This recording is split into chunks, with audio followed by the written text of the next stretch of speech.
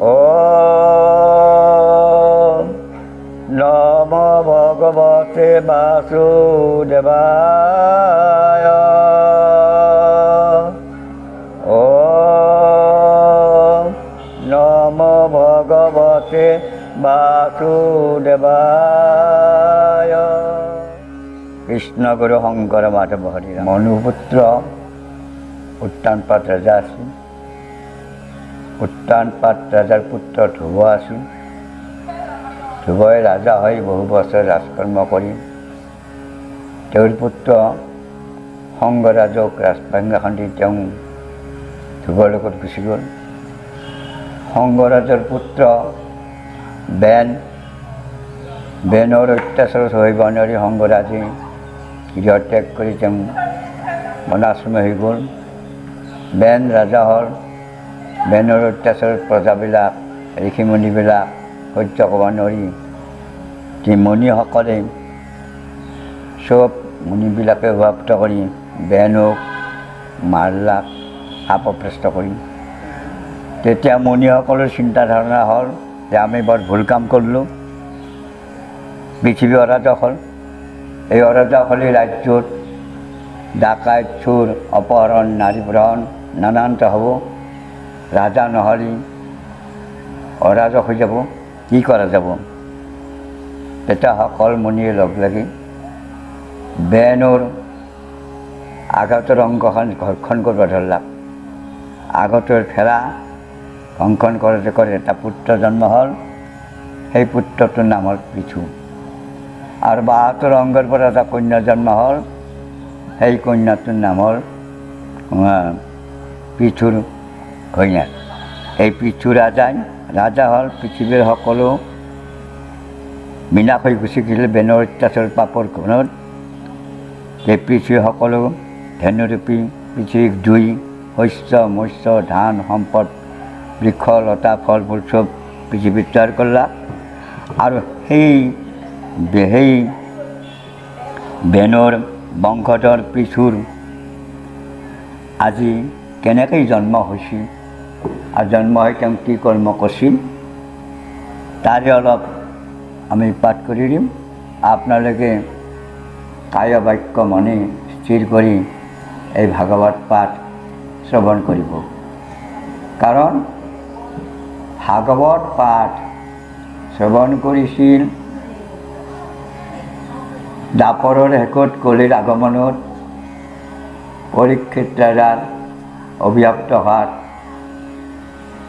ব্যাসৰ পুত্ৰ শুকদেৱে। তাতে ৬০,০০০ মুনি আছিল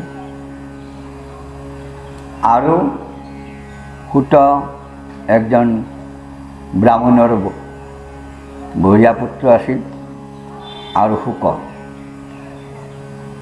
আৰু পৰীক্ষিতে শ্ৰৱণ কৰিছিল। ৭ দিন ৭ ৰাতি ভাগৱত শ্ৰৱণ কৰি দুইজন ব্যক্তিয়ে মুক্তি পালাক। একজন পালাক ভক্তি আৰু একজন পালাক গতি। বাকী ৬০,০০০ মুনিয়ে এই ভাগৱত শব্দটোৰ ভট আকাৰ দিলে কিয় আহিল এই কথাটো বুজি নাপালাক। কিন্তু পৰীক্ষিত ৰাজাই ভাগৱতৰ সকলো ৭ দিনৰ ভিতৰত শ্ৰৱণ কৰি ব্ৰহ্মজ্ঞান লাভ কৰি তেওঁক ভগৱান শ্ৰী বৈকুণ্ঠগামীলৈ গুচি গ'ল। ইফালে ব্ৰাহ্মণৰ বঢ়িয়া সুত তেওঁ ভাগৱতখিনি হৃদয়ৰ মাজত সুখে ল'লাক। কিন্তু বাকী ৬০,০০০ মুনি আমাৰ এই অৰণ্যৰ মাজত যতবিলাক বহি আছে, কিন্তু তেওঁলোকে হঠ আকাৰডাল কিয় আহিল এই শব্দটো বুজি নাপালাক। বুজি নাপোৱাত পৰীক্ষিতে বৈকুণ্ঠক যাত প্ৰত্যক্ষ দৰ্শন হ'ল। দৰ্শন দেখা পালাক যে বাপৰে বাপ কি আচৰিত কথা। যাগ যজ্ঞ তপ ব্ৰত সমস্ত কৰি এই দেহা বুঢ়া কৰিলোঁ। সমস্ত শৰীৰ ধঙাময় হৈ গ'ল।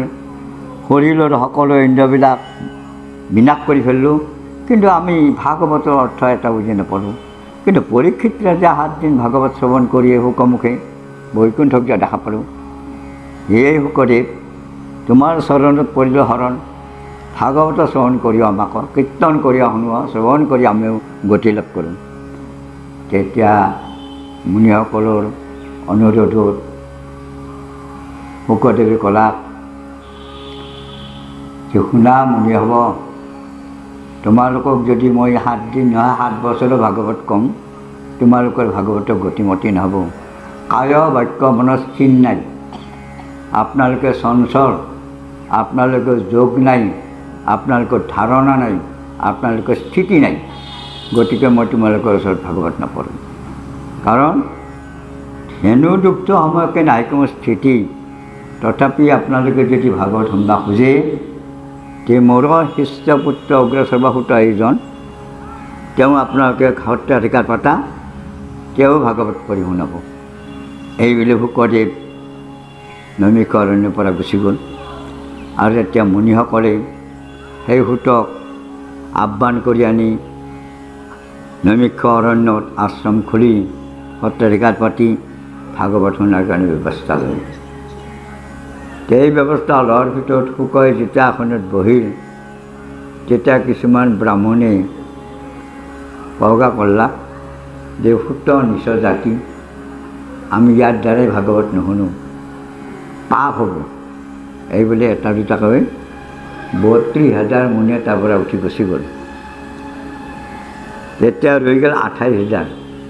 60,000 মুনিৰ 32,000 গুচি গ'ল। 28,000 মিলি 28,000 মুনিয়ে ভিতৰত সৌনক মুনিয়ে তেওঁক আসন দি প্ৰশ্ন কৰি এই ভাগৱত তেওঁ 28,000 মুনি শুনে। গতিকে সেই 28,000 মুনিৰ বংশধৰ এই কলিৰ যুগত যাই আছে, তেওঁলোকে ভাগৱত শুনবা বা ভাগৱত পঢ়বা বা নাম প্ৰসংগ কৰবা, নতুবা পাঠক চাঠক হৈ মাতক আইসকলে শুনবা পাৰে আৰু মোৰ বাপাসকলে নোৱাৰে। এই 28,000 বংশধৰে। কিন্তু 32,000 বংশধৰে আজিকো প্ৰতি ভাগৱতত শুনাৰ লক্ষণ বা শ্ৰদ্ধা প্ৰিয় আজিও নাই। গতিকে 32,000 লোকৰ বংশধৰবিলাক আমাৰ গাঁৱে ভূঞে পৃথিৱীত বহুত আছে, কিন্তু তেওঁলোকৰ ভাগৱত মতি নাই, ভক্তিমতি নাই, নানান ৰজগুণে তমগুণে চলি থাকে। আৰু 28,000 বংশধৰবিলাক আমি কাৰণে 28,000 বংশধৰ আছিলোঁ, আপোনালোকো আছিল। সেইকাৰণে আজি অলপমান ভাগৱতৰ সময় পাইছে আৰু আমিও অলপমান সময় পাইছোঁ। আমাৰ এওঁলোকো 28,000 বংশৰে গতি। গতিকে এই বংশগত হিচাপে মানে এই ভক্তিবিলাক আহে। এই বেন ৰাজাৰ বংশধৰ এই পৃথু ৰাজা, এই পৃথু ৰাজাই কেনেকৈ ভক্তি গান, কেনেকৈ পৃথিৱী পালন কৰলা, কেনেকৈ কি কৰলাক, তাৰে চমুকে অলপ আমি ক'ম। গতিকে এইখিনি কৈ আমি এতিয়া আৰম্ভ কৰি যাওঁ।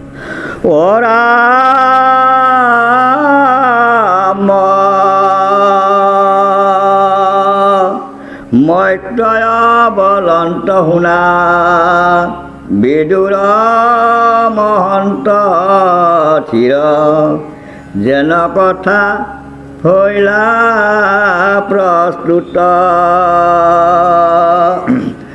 পাছে ঋষি গণে মিলে পুনৰ প্ৰিয়ালচন্ত, অবিপৰীত হৈলায়দ ভূত, যিটো মহাৰাজা অংগ ধৰণী মণ্ডলে বংশ, থাকিবে তাহাৰ জোৱায়, কেশৱৰ সেৱা যত মহন্ত জনৰ মত, কৰিও ক ইয়াৰ উপায়। যেতিয়া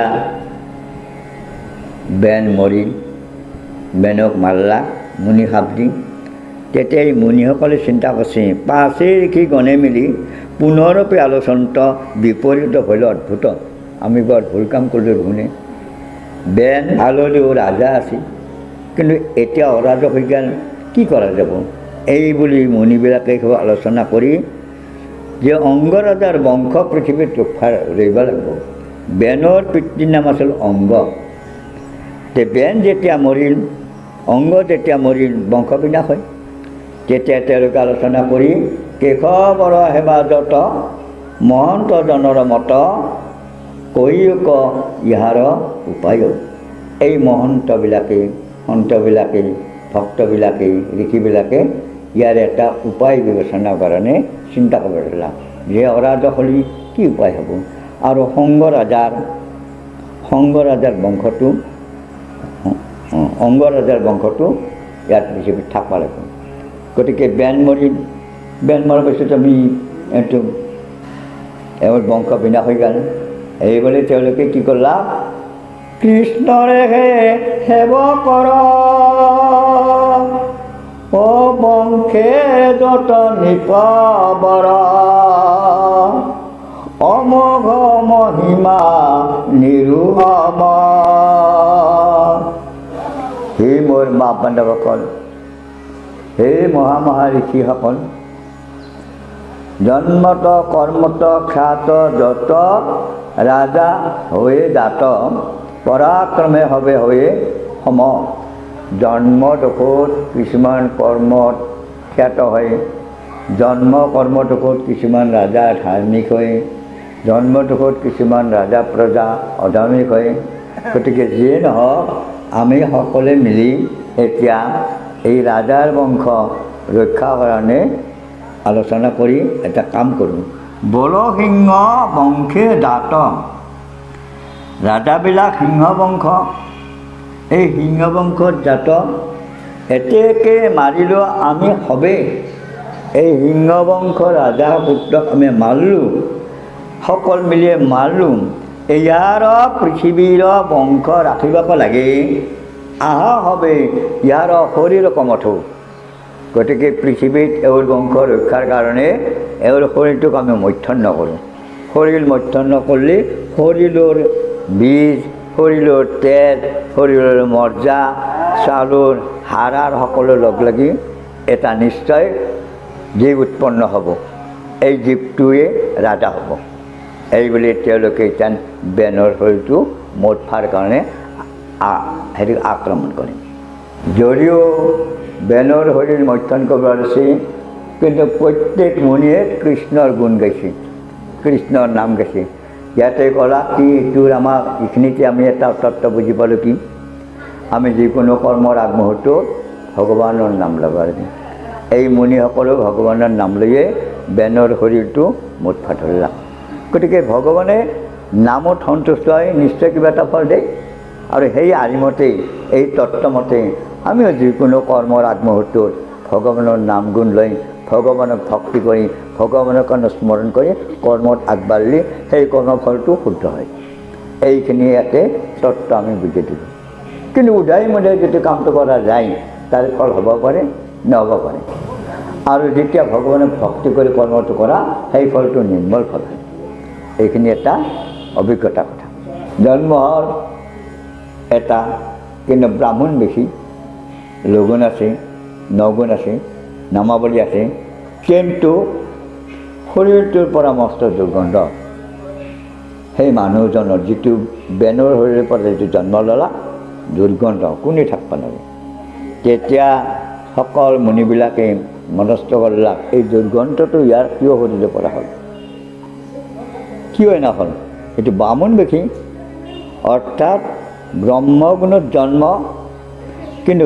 বেনৰ শৰীৰটো পাপময় শৰীৰ মহাপাপী মহাদোষী সেই অভিশপ্ত কাৰণে সেই পাপবিলাকৰ গন্ধটো এই ঋষিমুনিবিলাকে সহ্য কৰিব নোৱাৰা হ'ল অৰ্থাৎ সৎ মানুহে সৎ ভক্তই সৎ আচৰণে আয়সকল কি বাপুসকল কি ঋষিমুনি কি সৎ কৰ্মটো গন্ধই ভাল পায় অসৎ কৰ্মৰ গন্ধটো বেয়া পায় অসৎ কৰ্মটো হ'ল পাপ গতিকে পাপ কৰ্ম কৰাৰ কাৰণে ভক্তিবান ৰাইজে দুৰ্গন্ধ বুলি ঘৃণা কৰে হয় না এইটো বয়া কামিলাক এই পুত্ৰটো জন্মাৰ পিছত তেতিয়া তেওঁ কবা ক'লাক আতি সৰ্বহস্ত দুই হাত দুখন মস্ত লম্বা হাত দুখন মহা লম্বা ভৰি দুখন সেনেকুৱা আৰু নাক দুটা নালা যেনেকৈ আমাৰ পানী যাওঁ নালা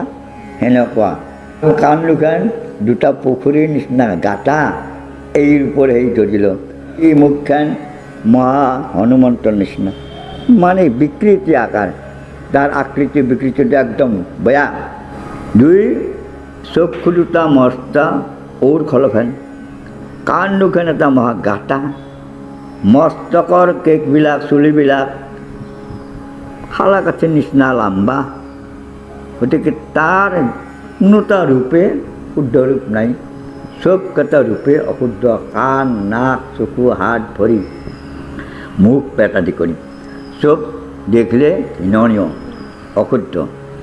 এতিয়া সেই চলিটোই বেনৰ শৰীৰৰ পৰা জন্ম চলিটোই হাত জোৰ কৰি মুনিসকলে কৈছে, হে ঋষি হ'ব, আপোনালোকে মোক জন্ম দিলা, মই কি কৰ্ম কৰিব লাগে, আপোনালোকে মোক আদেশ দিয়ক। এই বুলি সি সেৱা কৰি কীৰ্তনাঞ্জলি কৰি কয়, কি কাম কৰোঁ কওক, আপোনালোকে কিয় মোক জন্ম দিলা, কি উদ্দেশ্যত মই জন্ম লওঁ। আমি নিষিদ্ধ হোৱা, তোমাক আমি নিষিদ্ধ কৰি তৈয়াৰ কৰিলোঁ, তুমি চাণ্ডাল হোৱা, চাণ্ডাল জাতিত পৰিণত কৰা। তোমাক আমি নিষিদ্ধ বান্ধিলোঁ, আমাৰ সংগ লোকৰ সংগ তোমাৰ নাই। কুলত চাণ্ডাল তাৰ খ্যাতি, যোৱা তুমি চাণ্ডাল জাতি। তই যাবা পাহাৰ পৰ্বতৰ জংঘলত স্থিতি হোৱা, আৰু তোমাৰ উদশত যত সা সন্তান জন্মে সকলবিলাকে চব কুৎসিত হ'ব আৰু চব জংঘলবাসী হ'ব। যেনেকৈ আমাৰ পাহাৰ পৰ্বতৰ নাগা, দফলা, ভূটা আদি এই জন্ম, এই বংশৰ পৰা। তেওঁলোকে বনত বা পাহাৰ পৰ্বতত গুহাত থাকি ভাল পায়। আৰু এই পুত্ৰটো জন্ম ল'লা, এই বেনৰ শৰীৰত যত পাপ আছিল, ইয়াত তাতে চবখিনি পাপ নাইকিয়া হৈ গ'ল। তেতিয়া বেনৰ শৰীৰটো শুদ্ধ হৈ গ'ল, পাপটো গুচি গ'ল। তাৰমানে এইটো বুজিছে, আমি সকলো মানুহে জন্মৱধি পাপমতী, হয় না? কি কাম কৰিছোঁ, কি খাইছোঁ, কি নাখাইছোঁ, সৰুৰ পৰা কাক গালি পাইছোঁ, কাক বেয়া কৈছোঁ, কত কি কৈছোঁ, কৈছোঁ না নাই? এইবিলাক পাপ খণ্ডৰ কাৰণে বেনক মথন কৰি যেনেকৈ সৎপুৰুষ জন্মিলাক, আমিও পাপ খণ্ডন কৰি বিষয়, কামনা, বাসনা, শোক, তাপ নিষেধৰ কাৰণে এতিয়া ক'ত শৰণ ল'ব লাগে? আমি ভাগৱতৰ শৰণ ল'ব লাগে, আমি কৃষ্ণৰ শৰণ ল'ব লাগে। যেনেকৈ ঋষি সমষ্টাতে শৰণ লৈ এই পৃথুৰাজা জন্মিলাক, আৰু আমিও ভাগৱতৰ শৰণ লৈ আমাৰ সকলো দুখ বিদ্ৰোহবিলাক দূৰ কৰি এতিয়া সন্ত ভাৱত জীৱনৰ সেই গতিটোৰ কাৰণে আগবাঢ়িব লাগে। এতিয়া আমাৰ কি সময়, এক দেৱ এক হ'ব এক বিনে নাই কেৱ, এক দেৱত আমি হ'ব ল'ব লাগে, এক কৃষ্ণত আমি শৰণ ল'ব লাগে। এই কৃষ্ণত হ'ব লাগিলে কি হ'ব লাগিব?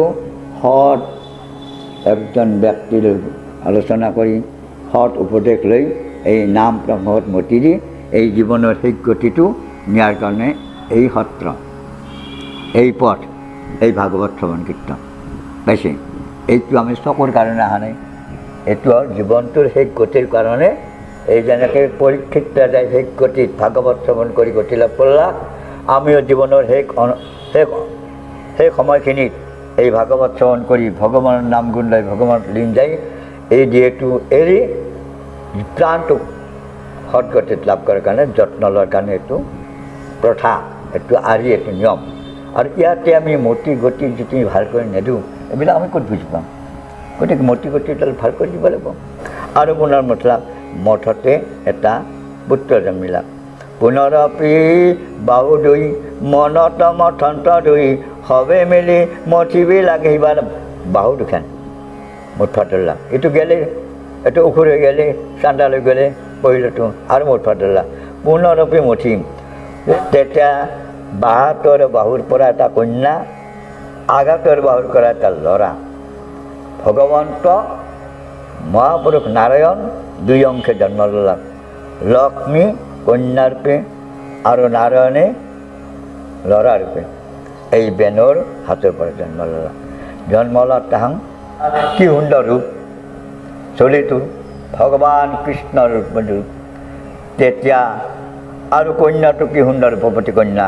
তেতিয়া মুনিসকলে ভগৱানৰ নামত জয়ধ্বনি দিলাক। কি সুন্দৰ, কৃষ্ণৰ অংগ নিচিনা অংগ, কৃষ্ণৰ ৰূপে ৰূপ, কৃষ্ণৰ ৰঙে ৰং নীলবৰ্ণ, নিশ্চয় নাৰায়ণ।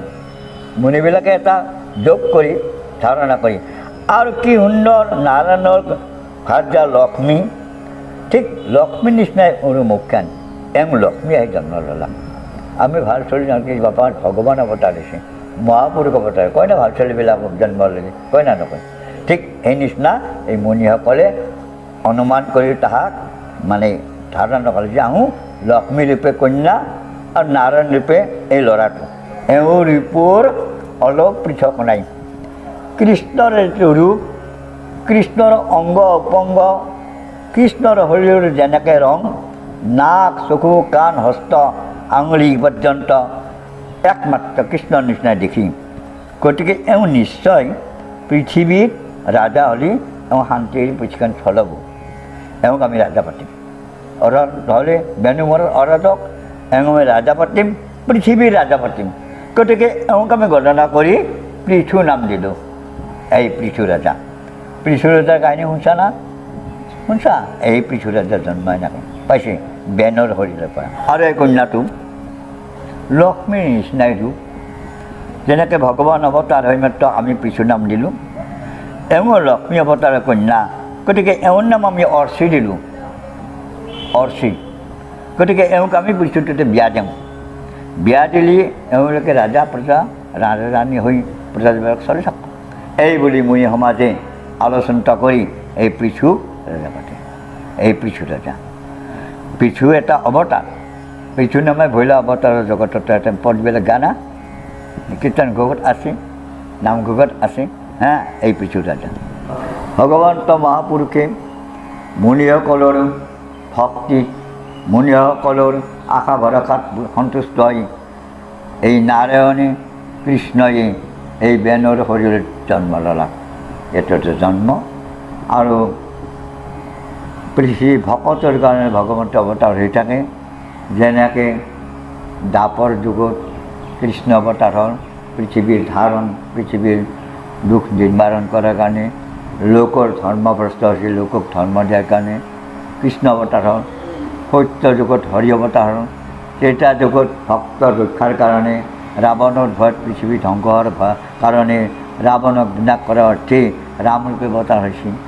ঠিক কলিৰ যুগতো আৰু দ্বাপৰ যুগৰ শেষত কলিৰ আগমনতো এই পৃথিৱীৰূপে অৱতাৰ হ'ল।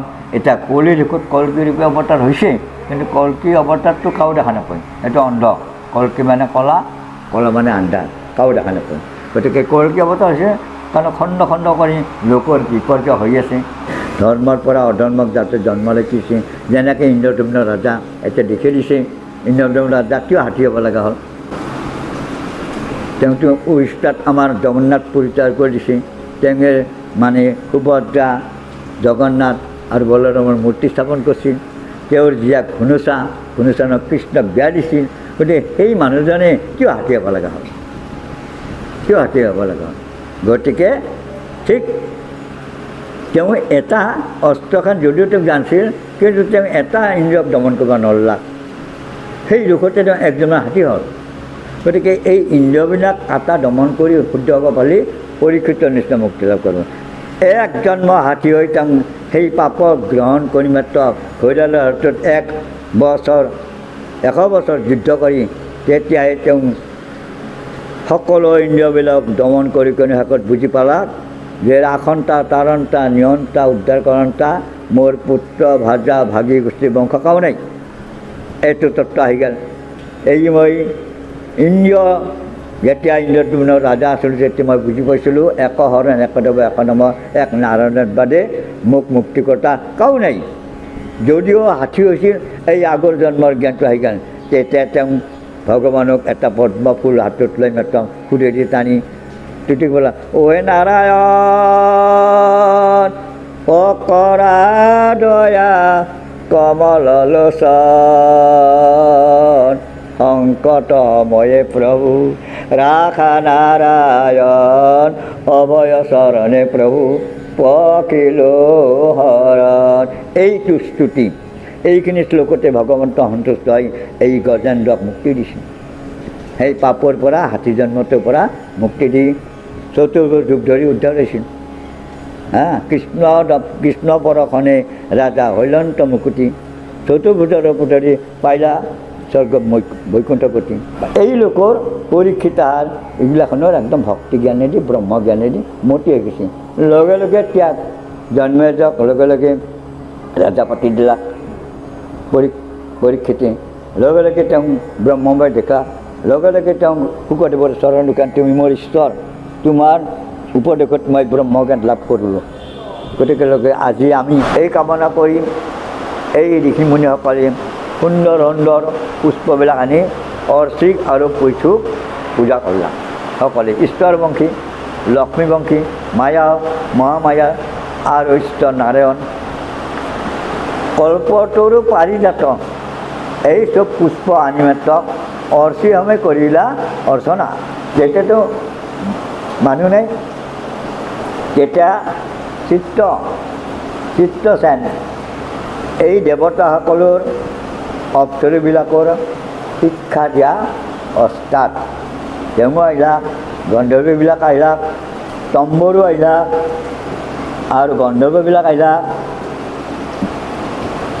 উৰ্বশী আহিলাক সকলবিলাকে আহি মেটক নৃত্য গীত গাই প্ৰসংগ কৰি পৃথু আৰু অৰ্চিক ৰাজা ৰাণীৰ পাতলাক এই পৃথু ৰাজা মাত্ৰ সেই যুগত এই প্ৰজাবিলাকক সদগতি কৰি আনবাল ৰাম ৰাম এই দেৱবাদ্যবিলাক এই কলি যুগত আমাক দি গেল আমি ইয়াতে ব্যৱহাৰ কৰোঁ তাল ব্যৱহাৰ কৰোঁ খোল ব্যৱহাৰ কৰোঁ ডামাক ব্যৱহাৰ কৰোঁ কীৰ্তন ব্যৱহাৰ কৰোঁ ভাগৱত ব্যৱহাৰ কৰোঁ ঘোষা ব্যৱহাৰ কৰোঁ কৰি আছোঁ ক'ৰ পৰা পাইছোঁ আমি আৰু মহাপুৰুষ শংকৰদেৱ ক'ৰ পৰা পাইছে দেৱতাসকলৰ পৰা আহিছে দেৱতাসকল পাইছে সেইকাৰণে দৈবিক আদিবৈদিক আৰু বৈদিক আদি ভৌতিক আৰু আধ্যাত্মিক এই চাৰিটা গুণত আমি চলিব লাগে আমি দৈবিকত চলিব লাগে আদিবৈদিকত চলিব লাগে ভৌতিকত চলিব লাগে আৰু আধ্যাত্মিকত চলিব লাগে এই চাৰিটা গুণেদি চলি আমাৰ নিশ্চয় চাৰি গুৰু চাৰি নাম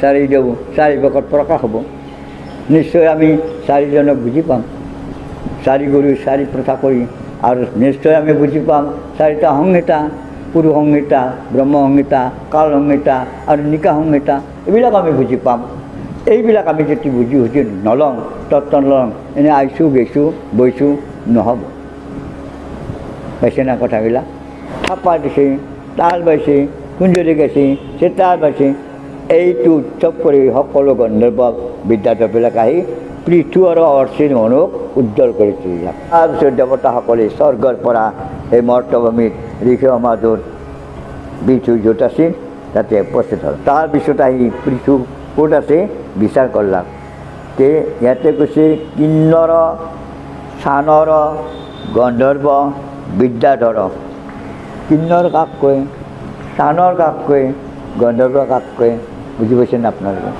আমাৰ এই মাজতে এইবিলাক আছে যেন ধৰ এই যিবিলাক নৃত্য কৰে সেইবিলাক অপ্সৰী বুলি কয় নৃত্য কৃষ্ণ নৃত্য কৰে না এই যে গন্ধৰ্ব যিবিলাকে সুন্দৰ কৰি লোকগীত বৰগীত গাই তাক গন্ধৰ্ব কয় আৰু যিবিলাক বাদ্যবাদী তাক চানৰ কয় আমি বায়ন কওঁ খোল বাদ্যটোক বায়ন কওঁ তাল বাদ্যটোক পাঠক কওঁ চানৰ কিন্নৰ গন্ধৰ্ব এইবিলাকৰ দেৱবাণী আৰু সেই বাণীবিলাকক আমাৰ মহাপুৰুষে আমি বুজা পাওঁ কাইবাক বায়ন কৈছে কাইবাক পাঠক কৈছে কাইবাক নাচন কৈছে কাইবাক অস্তাদ কৈছে কাইবাক কিবা কৈছে এনেকৈ নাম দিছে এইবিলাক দেৱতাসকলৰ পৰা আমি মৰ্তভূমিত আমি পাইছোঁ পৃথক চাইলা প্ৰথমে দক্ষিণ হস্তে দক্ষিণ হাত কোনখন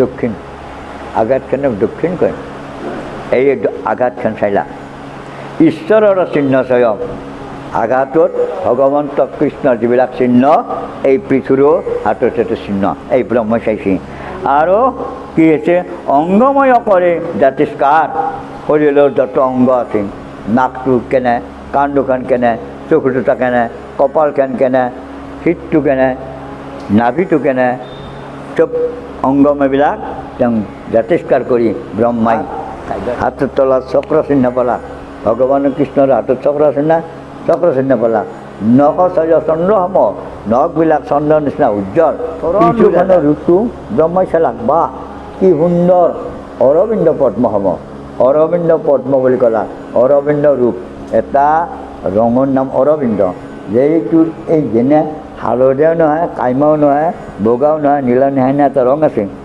সেনে ৰঙৰ এটা পদ্ম ফুল আছে স্বৰ্গৰ পদ্ম ফুল ঠিক আছে অৰবিন্দ পদ্ম জলে নিৰূপম দেখিতে ভগৱান নিৰূপম অলপ ক্ষতিক্ষণ নাই অলপ কৃষ্ণৰ ভৰিত তলা দেখোন যেনেকুৱা এওঁৰ ভৰিত তলা দেখোন ঠিক এনেকুৱাই এই বুলি ব্ৰহ্মাই চাইছে এনেকৈ এটা এটাকে সমস্ত অংগ উপংগ নিৰীক্ষণ কৰিলাক ব্ৰহ্মা আদি দেৱতাসকলে অংগ আৰু উপংগ এটা অংগ এটা উপংগ উপংগ শব্দটো বুজি পাইছে নাই অকল আপোনাৰ সেই দুখন কাণ না এই কাণ দুখনৰ অংগ কয় এই যে কাণ পাছা পিন্ধছে সেইটো উপংগ কয় পাইছে আমি চকু দুটা চকু ক'ব এই যে চশমা লৈছোঁ এইটো উপংগ কয় গতিকে অংগৰ লগত একোটা বস্তু মিশ্ৰিত থকা বস্তুটোক উপংগ কয় এই পৃথুৰ আৰু অৰ্চিৰো অংগ আৰু উপংগ দুয়োটাকে লক্ষ্য কৰি ব্ৰহ্মা দেৱতাসকলে নিৰীক্ষণ কৰিছে কৃষ্ণৰ অংগত যিবিলাক আছে লক্ষ্মীৰ অংগত যিবিলাক আছে সেইবিলাক আহাৰ আছে নে নাই তেতিয়া বুজি ল'ব যে ভগৱান কৃষ্ণ আহি পৃথিৱীৰূপে অৱতাৰ হ'ল এইটো পৰীক্ষা দেৱতাসকলে কৰি আছে এতিয়া পৃথুক অভিযোগ কৰিব অৰ্চিক অভিযোগ কৰিব স্নান কৰাব শুদ্ধ কৰিব কিহে ৰাজা কৰিব পাৰিব তেতিয়া গংগাই নিজৰ শৰীৰৰ পৰা এটা সোণাৰ পাত্ৰত কৰি পানী লৈ আছে যমুনা আছে কাবেৰী আহিছে নৰ্মদা আহিছে জাহ্নৱী আহিছে সমস্ত তীৰ্থ নদীবিলাক নিজৰ নিজে পানী লৈ পৃথিৱীৰ যাক স্নান কৰিব আহিছে সমস্ত 7 সাগৰ 13 নদী 13টা আমাৰ শুদ্ধ নদী আছে 7টা সাগৰ আছে এই জগতত গতিকে 13 নদী 7 সাগৰ শুদ্ধ নদীবিলাকে পানী আনলা সাগৰে পানী আনলা আৰু হেমন্ত গিৰিয়েদি গৈছে তো গিৰি মানে পৰ্বত তে পৰ্বতৰ মাজতে ফল ফুল ইত্যাদি জন্ম তাৰে পৰাহে আমি পৃথিৱীত পাইছোঁ গতিকে এই হেমন্ত গিৰি আদি কৰি সকলো গিৰিবিলাকেও কি আনছে কলপতৰু আদি কৰি যত পুষ্প ফল ভাল ভাল ফল পুষ্প আনছে এই ৰাজাক পাতাৰ কাৰণে হেমন্ত আদি কৰি যত মহাগিৰি আহিলন্ত দ্ৰব্য সমন্বিতে যিকোনো এটা শুভ কাম কৰিব লাগিলে দ্ৰব্য লাগে দ্ৰব্য নহ'লে শুভ কামটো অশুদ্ধ হয় এই কাৰণে দ্ৰব্যৰ কাৰণে তেওঁলোকে নিজে নিজে পাহাৰবিলাকে দেৱৰূপ ধৰি দ্ৰব্যবিলাক লৈ আহিছে এইবিলাক কি আহিল বোলে গিৰিবিলাক দ্ৰব্য আনলাক এতিয়া ধেনুবিলাকে গাখীৰ আনিছে ধেনু মানে গাই এইবিলাকে গাখীৰ আনিছে কামধেনু সংগত আছে পঞ্চমৃত আনিছে দুগ্ধ দধি ঘৃত মধু লৈনো ক'ৰ পৰা হৈছে এইটো বস্তু এই 5টা বস্তু ক'ৰ পৰা হ'ল কাৰ দিলা ক'ত পালোঁ আমি এই 5টা বস্তু ক'ৰ পৰা পাইছোঁ এইটো পাইছোঁ আমি সুৰভি গাইৰ পৰা দেৱ গাই হৈছে সুৰভি পইচা পৰা আমি কি পাইছোঁ এতিয়া পৃথিৱীত গৰু পাইছোঁ এই পৃথিৱীৰ নৰবিলাককো দিছে সুৰভিৰ জাক কপিলী এই সুৰভিৰ জাক কপিলী কাক দিছিল প্ৰথমতে আনি সুৰভিয়ে এই আমাৰ ভাৰ্গৱ মুনি অৰ্থাৎ এই পৰশুৰামৰ বাপেকক আৰু ৰেণুকাক উইভা দিছিল সেই গাইটো আৰু সেই গাইটোৰ পৰাই ৰেণুকাই আৰু ভাৰ্গৱ মুনিৰ মানে জামাগ্নি মুনিয়ে সহস্ৰ মানুহক সহস্ৰ ৰাজাক যাক যে অভ্যৰ্থনা কৰিব লাগে সেনেমতে কাইবাক ঘিউ খায় কাইবাক ক্ৰীম খায় কাইবাক মৌ খায় কাইবাক গাখীৰ খায় কাৰোবাৰ দৈ খায় যাক যি খুৱাই সেই কপিলী গাই পৰাই দিব পাইছে তেতিয়া এই কাৰ্তবীৰ্য ৰাজাই লোভপিষ্ট হ'লাক এই গাইটো কাৰ যিটো গাইটো মোৰ ইমান যোগাৰ ধৰলাক আজি কাই ধৰিছে এই গাইটোৱে ধৰিছে আপোনাকতো একো নাই দেখিব এই গাইটো ধৰে যে এই গাইটোতো মই চাপা লগা গাই নহয় মোক ৰাজি এই ৰাজাৰ বস্তু সেই কপিল গাইক আনাৰ কাৰণে এই বাপেকক কাটছিল ডাঙৰ ডাঙৰ কাটছিল ডাঙৰ তাৰপিছত ৰাম তেতিয়া পৰশু হোৱা নাই ৰাম তাৰ নাম ৰামে ক'লা মা এই পিতাৰ দেহটো তুমি ঘিউত থৈ দিয়া, মই যাওঁ অস্ত্ৰ শিক্ষা লাভ কৰিবা, তাৰপিছত এই পৃথিৱীত মই ৰাজা জাতিটো বিনাশ কৰিম। এই বুলি ৰামে মহাদেৱৰ তাকে গাল ধনু শিক্ষা লাভ কৰিবা। তেতিয়া কাৰ্তিক আৰু গণেশক শিক্ষা দিয়ে আৰু এই ৰামকো দিয়ে। শিক্ষা লাভ কৰি আহি ঘৰক আহি মাত্ৰ তেতিয়া হাতত মানে পৰশুণটো হাতত লৈ সমস্ত ৰাজা পৃথিৱীত যাক পইচা টকা কাটি কাটি ধ্বংস কৰিব পাৰিছে। এই কাৰ্ত বিজনৰ 1000 হাত এখানকৈ কাটছে। সেই কাটি মাত্ৰ কুৰুক্ষেত্ৰ পথাৰত এটা দামতে এটা হৰ হৈ গ'ল। সেইটো হ'ল দৈপায়ন হৰ। এই হৰটো কৰি হ'ল এই ৰাজাবিলাকৰ তেজ মঙহ হাড্ডি পচি এটা গেলি এটা মস্ত পুখুৰী হৈ গ'ল। এই পুখুৰীটোৰ নামটো হৈছে দৈপায়ন। কুৰুক্ষেত্ৰ পথাৰৰ দৈপায়ন হ্ৰদত এই দুৰ্যোধন লুকি আছে। তিৰস্কাৰ কৰি ওলাই আহিব এই বুদ্ধিটো দিছিল কৃষ্ণই গৰুণ পক্ষীত আছে, লক্ষ্মী আছে, এই পৃথুক উপসন্ন কৰিছে। কিন্তু এটা অংশ তেওঁৱে পিছু ভগৱানৰ লীলা ভগৱানৰ চৰিত্ৰ থব নোৱাৰা। মুনি হৈ সাপেও আৰু মুনি হৈ বৰ দেই না তেওঁ মহিমা কাউ থব। সেইকাৰণে ভাগৱত সাগৰ সদৃশ, তাৰ অৰ্থ তত্ত্ব আমাৰ দৰে সাধাৰণ মনুষ্যই বুজি পাতো বৰ্তান মহা জ্ঞানীবিলাক। এতিয়া বেদান্তৰ গায়ক ঋষি মুনি এইবিলাকে আহি সুন্দৰ কৰি বেদ পাঠ কৰিছে, শাস্ত্ৰ পাঠ কৰিছে। বেদ পাঠ এই মহাবেদ শাস্ত্ৰ ভাগৱত পাঠ এই ভাগৱত কৰিছে। কোনো মাত্ৰ অভিষেক কলা বসন আৰু ভূষণ আৰু বসন। এই বসন মানে কাপোৰ, ভূষণ মানে অলংকাৰ। এই পৃথু ৰাজাক হাৰ পিন্ধাইছে, মুকুট পিন্ধাইছে, আংঠি পিন্ধাইছে আৰু অৰ্চিকো হাৰ পিন্ধাইছে, মেখেলা চাদৰ পিন্ধাইছে, কাণপাচা পিন্ধাইছে, কাণবালা পিন্ধাইছে, কাপেলি পিন্ধাইছে, ঘৰখৌৰা পিন্ধাইছে, বাৰু পিন্ধাইছে। দুটাকে ৰাজাৰাণী সাজি ফেললাক। এই ৰাজাৰাণী হালকালা পৃথুক ভাৰ্যায়ে সমে বসন ভূষণ আদি পিন্ধাই লন্ত দেৱাগণে। বসন আৰু ভূষণ দুবিধ। ভূষণ মানে অলংকাৰ, বসন মানে কাপোৰ পিন্ধলা। যিতেনে পৃথুক সিংহাসন ৰাজা পাতলাক, বসন ভূষণ পিন্ধলাক, অৰ্চিক পিন্ধলাক।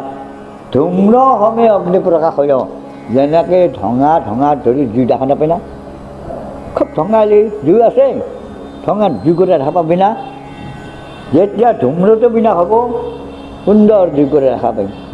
ঠিক এই পৃথুকো সুন্দৰ অগ্নিতুল্য ৰূপ ধৰি দেখা হ'ল। আগতে অলংকাৰ নিপিন্ধোতে অলপ বেয়া দেখা আছে।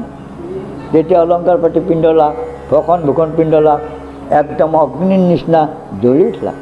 এই দেখা পালে আমাক ক'লা আপোনালোকক মই আগুৱাই গৈছোঁ। 60,000 মণিকীয় ভাগৱত শুনি বুজি নাপালা, উচপিচকৈ থকাৰ কাৰণে, মনস্থিৰ নোহোৱাৰ কাৰণে। আৰু এই কথাটো আৰু ইয়াতে ক'লা, আমাক সভাটো কৈছে লক্ষ্মী আৰু নাৰায়ণৰটো অৱতাৰ। অৰ্চি নামে লক্ষ্মী আৰু পৃথু নামে নাৰায়ণ। এইটো অৱতাৰৰ কথা আমাক খুব সাৱধানে শুনিব দিলা। একান্তভাৱে কায় বাক্য মনে স্থিৰে সকলো দৈন্যক দমন কৰি সকলোকে একতা কৰি কেৱল শ্ৰৱণ কৰিব দিছে। শ্ৰৱণ কৰিলে শ্ৰুত হ'ব। এনেকৈ যদি কায় মনে বাক্য শ্ৰৱণ নকৰে শ্ৰুত কেতিয়াও নহ'ব। শ্ৰুত মানে ভিতাৰি যাব, ভিতাৰি গ'লে মনত থ'ব। ক'বাবি পৰম পবিত্ৰ তয় পৃথুৰ জন্ম ভাগৱত মহাশাস্ত্ৰ। গতিকে পৃথু এটা ভাগৱত, ভগৱন্ত এটা ভাগৱত অৱতাৰ। ভগৱন্তৰ কথা ইয়াতে আছে। সেইকাৰণে পৃথু এটা ভগৱন্ত অৱতাৰ। গতিকে এই অৱতাৰবিলাকৰহে ইয়াতে কথা নিৰ্ণয় আছে। কি সুন্দৰ ওপৰত এইবিলাক আমাক ভাগৱত। কলিৰ যুগত সেই নৰ তনু, আমি নৰ, দেহাটোক তনু বুলি কয়, ৰূপটো নৰ। গতিকে এই নিশ্চয় কৰি মনুষ্যত্ব জ্ঞান কৰি কলিৰ যুগত কেৱল নামত মতি দিয়া। এইটো যদি এই যুগত হৃদয়ত কৃষ্ণ ৰূপটো লৈছা, মুখত সদায় ৰাম নাম লৈছা নিষ্প্ৰিয়ভাৱে, আকঞ্চিতভাৱে, নিকাঞ্চিতভাৱে, তেনেহ'লে মৰাৰ পিছত আমাৰ জমপুৰীয়ে জমদূতে আমাক নিব নোৱাৰে। তেতিয়া কাই নিব আহি বিষ্ণুতে। কিয়? দেহ মন বাক্য কৰ্ম দৃষ্টি শব্দ ৰস তপ ভ্ৰমণ ইত্যাদি চব শুদ্ধ লোককহে ভগৱানে লৈ যাব। আৰু যেতিয়া আমাৰ চব অশুদ্ধ ধৰ্ম, অশুদ্ধ কৰ্ম, অশুদ্ধ খাদ্য, অশুদ্ধ দৃষ্টি, অশুদ্ধ বাক্য, তেনেহ'লে অশুদ্ধ লোকৰ যমৰ দুটা লৈ যাব। একদম কোনটো ৰাস্তাত যাবা? ইয়াতে কৈছে কিন্তু গতি ল'বা কৈছে, গতি ল'বা কৈছে। গতি ল'লে কি ভাগৱত মতি হ'ব লাগিব। এক মাহ আটাবাৰী চিঞৰি গোটেই আটাবাৰী যে ভক্তি হ'ব নে নহয়? এইখিনি যেতিয়া সময়ে এইখিনি শব্দই বলা, তাতো আমাৰ ধৰ্ম হয়। কি জয় নমো লক্ষ্মীপতি, নমো নমো চৰণীমতী, হৰ শোক তোমাৰ গতি, এইখিনি বলি হয়। ভকতৰ সংগ নকমৰ ভংগ, ও মোক কৃপা কৰা নাৰায়ণ। কি খুজিলা? যিজন নিষ্প্ৰিয়া ভকত, ত্যাগী ভকত, তেওঁ ভগৱানে কি খুজিলাক? জয় নমো নাৰায়ণ খুজিলাক কি বস্তু? তোমাৰ চৰণে গতি মোৰ নোচাৰক, আৰু প্ৰভু মোৰ যাতে চিৰদিনে তোমাৰ ভকতৰ সংগটো নুগুচে, এই খুজিলাক। আমি কি খোজোঁ? হে প্ৰভু এখন ছবি দিম দেই, মোৰ আপাটো এইবাৰ ইণ্টাৰভিউ দিছে, চাকৰিটো পাৰিম। আমি এই খোজোঁ না নোখোজোঁ? গতিকে আমি ভগৱানে ক'ত পাম? আমি সদায় ঠগি দিবা কামনা। এই ভকতে খুজিছে কিন্তু নিষ্কামনা, তোমাৰ ভকতৰ সংগ যাতে মোৰ জন্মে হয়, এইটো হ'ল ভাগৱত। তাকে কয় ভাগৱত মতি। তম ও কৃষ্ণ বুলি চাৰি অমিনতি, কৃষ্ণ বুলি কৰি অমিনতি, হৰি ৰাম ৰাম ৰাম ৰাম ৰাম।